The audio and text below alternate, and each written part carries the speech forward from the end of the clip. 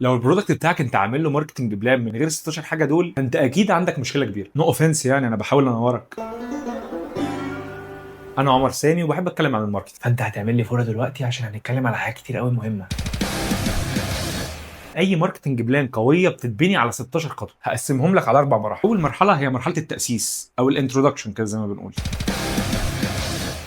الحاجات دي بتتكتب يعني المفروض دي الحاجات دي تكتبها في الماركتنج بلان بتاعتك. اول حاجه هي الاكزيكتيف سامري، ده هو الملخص التنفيذي، فهي دي اخر حاجه تتكتب خالص. بعد ما تخلص كل الماركتنج بلان بتاعتك بترجع عشان تكتبها. تاني حاجه انك بتعرف شركتك والبراند بتاعك، اذا كان منتج او خدمه، اذا كان برودكت او سيرفيس، وبتذكر ايه هو الحل اللي بيقدمه للكاستمرز بتوعك. كده انت خلصت الانترودكشن. تاني مرحله هي مرحله التحليل او الاناليسيز. فلو عملت 16 خطوه دول، اتحداك انك تقابل اي مشكله من اللي انت بتقابلها دلوقتي. فلو عايز بقى يا سيدي الفريم ورك ده كله في صفحه PDF واحده، اكتب كلمه بلان في الكومنتس وانا ابعتهولك. وما تنساش بقى الفولو، عشان ايه يعني الخطوات دي هنشرحها بالتفصيل.